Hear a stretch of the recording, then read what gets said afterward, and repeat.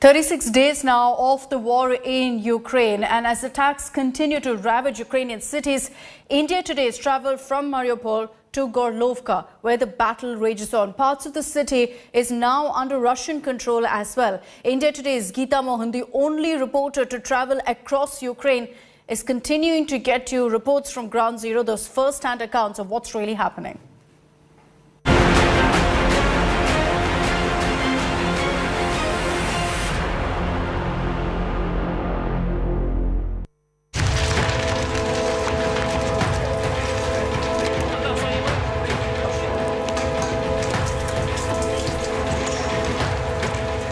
A city in ruins, out of food, out of water, out of electricity. India today is in Gorlovka, a city near Donetsk Oblast in eastern Ukraine. The war trail has taken us from Donetsk to Mariupol to Gorlovka. India Today is the world's first television crew to reach deep inside the Russian-controlled territories of Ukraine.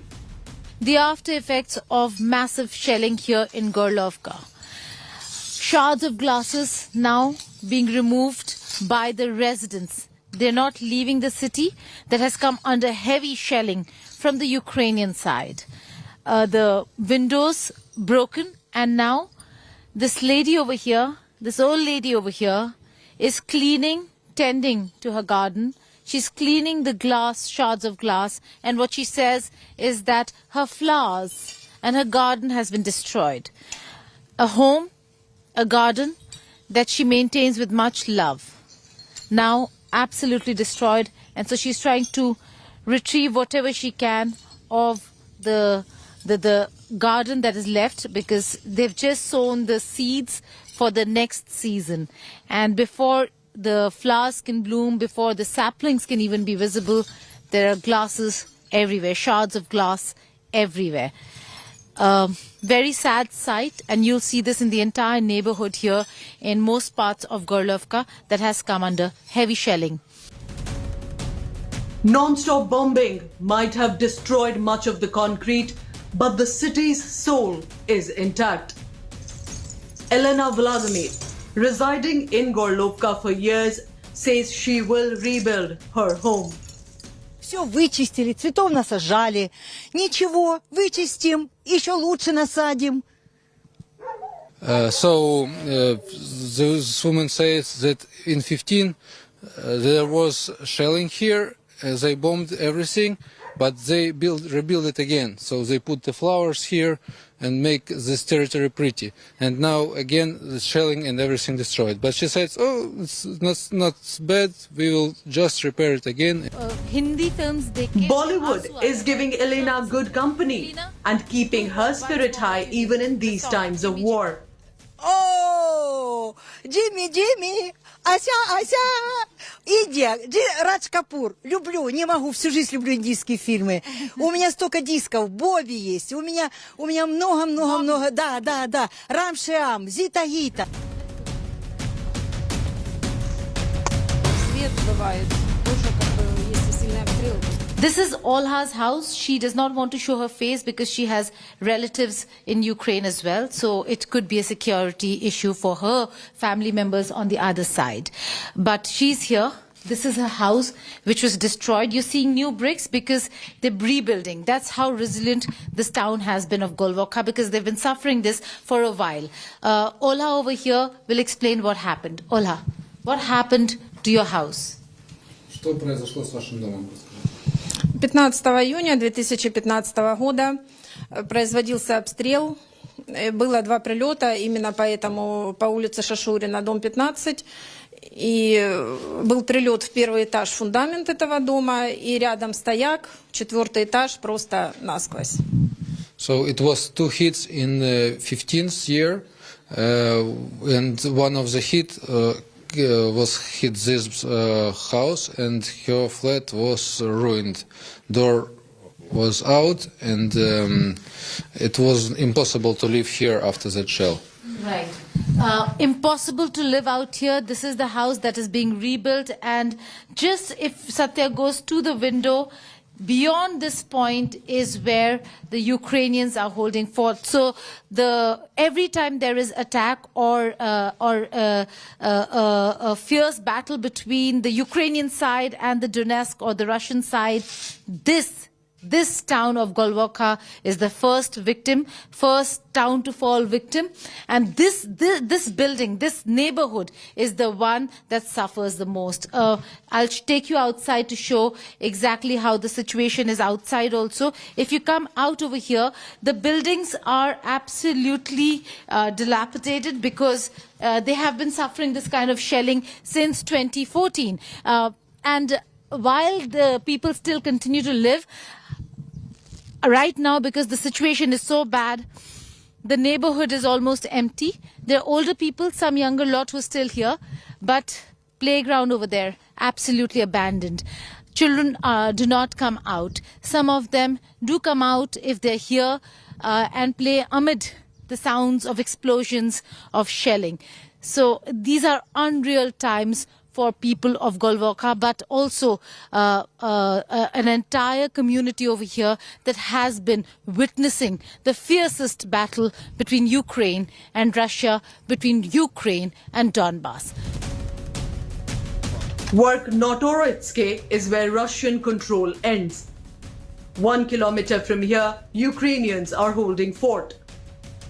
This is Verkhnitskoye, where the Russians have taken control. This was Ukrainian territory, but now this has come under Russian control. The village over there absolutely destroyed because of the continuous shelling from both sides. Villagers have fled. Some of them continue to stay here, but most of them have fled. That's continuous shelling going on. And where we are right now is where the injured are being brought to the Russian camp. Camouflaged nets. You can see that to ensure that this house, this little house that they've taken up, is not destroyed. Now we're going in to show you exactly what they're medics. They're military medics, medical team of the Russian military force, and they have an emergency operation or a operation theater where they are performing whatever rudimentary surgeries or procedures that can be performed. This is also the first aid center where first aid is provided to those who are injured in the attacks. And the ones who really require major medical help are taken by the medical vans to Gorlovka. Alex, if I could speak to the officers here as to what the situation is and when did they take control of this village? Скажите, когда мы получили контроль над этим поселком? Окончательный контроль над этим поселком я не могу вам ответить. Мы сюда зашли 4 дня назад. Именно медицина. Естественно, вы понимаете, что медики заходят тогда, когда фронт продлевается хотя бы на 6 километров вперед. So they got here 4 days ago, and this is a medical group. So they standing behind the forward forces. The post. Just behind the post is where they are. How many injured approximately have they taken out and evacuated from here? Сколько раненых было эвакуировано отсюда? Отсюда, в полном счете я вам за эти дни не могу сказать, но сегодня, буквально сегодня у нас было около 9 раненых и 2 убитых. It was 9 injured and 2 killed today here.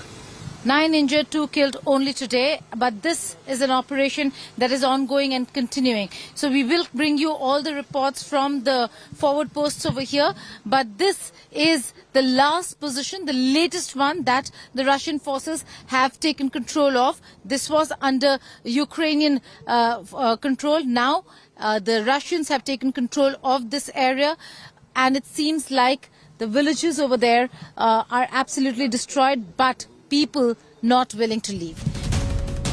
As Russian forces press ahead, it is meeting resistance from the Ukrainians.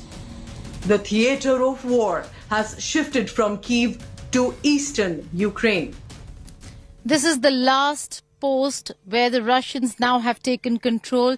This was on the Ukrainian side, Verkhovna, where the Ukrainians had control. Now it is absolutely under Russian control. The village absolutely destroyed. We're being told there are only 30 civilians who are still there over here, most of them old who do not want to leave, but only 30. The rest have fled to safety either on that side or this side. Shelling ongoing from both sides, trying to regain control when it comes to the Ukrainian sides, trying to keep control when it comes to the Russian sides. Mortar shelling visible in all houses that are absolutely destroyed.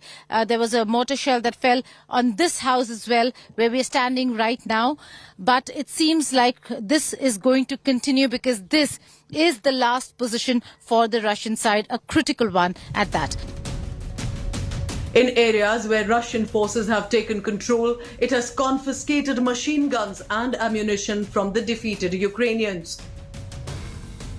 This is one of the homes where the Ukrainian forces had placed their machine gun. You can see the remnants, the pellets over here, and the action here on the door. So there are a few homes over here which were being used by the Ukrainian forces to base themselves out of, and the action against Russian forces were being carried out from these very places. So some of the homes over here had a huge stash of ammo, and that ammunition has been confiscated by the Russian side while the Ukrainian forces withdrew and went back to the positions that they're in now. A lot has been said about the Ukrainian love for their motherland and their resolve. The same holds true for the Russian troops. India today met a soldier couple in the war zone.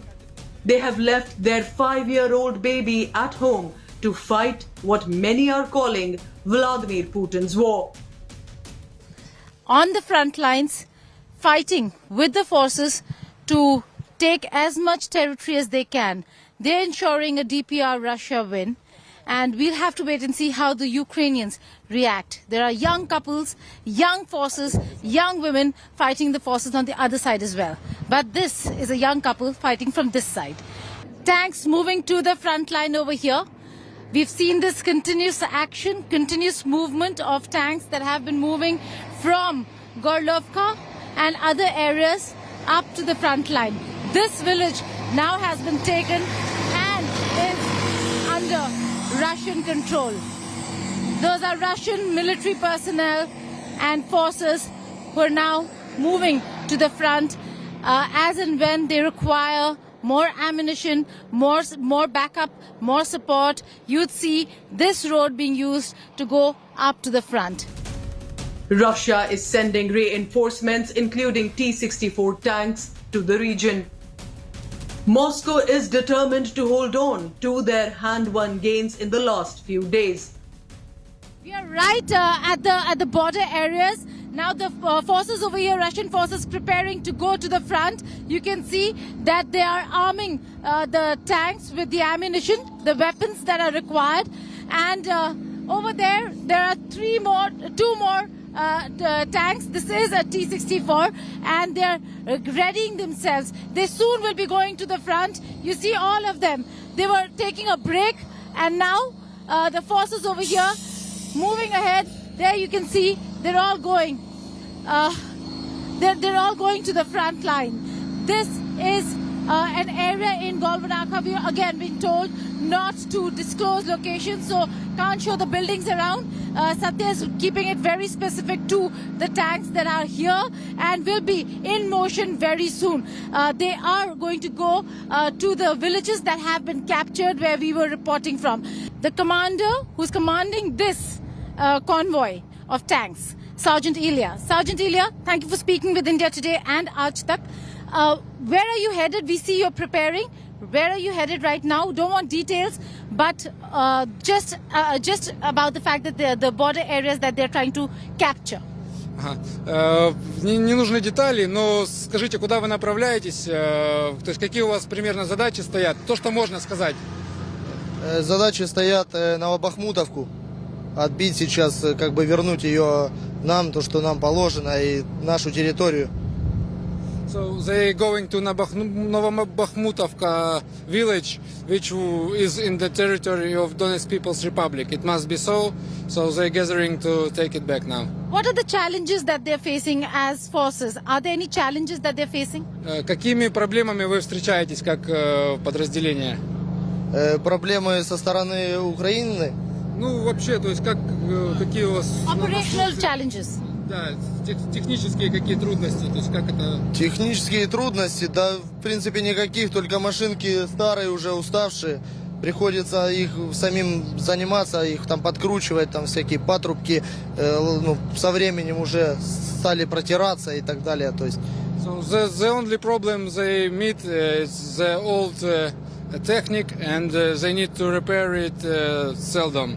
Because these are the T-64s and not the T-90s, which are the latest tanks of the Russian forces. Да, это Т-64, не Т-90, которые... Конечно, это 64-ки, которым уже лет 50 им точно. So at least these tanks are 50 years old. They're 50 years old, but why do you think Russia thinks it's okay for a T-64 to fight Ukrainians? Do you think they do not require more power to fight the Ukrainians? Is this enough? Вопрос такой, хватает ли Т-64 для украинцев? То есть, может, нужна техника лучше или достаточно этой? Ну, пока мы справляемся с этой, у нас есть 64-ки, 72-ки, у нас, в принципе, вот в батальоне 40 танков, поэтому мы потихоньку справляемся с этой проблемой. So they have 72, T-72 and T-64, so this is enough for them, as he says.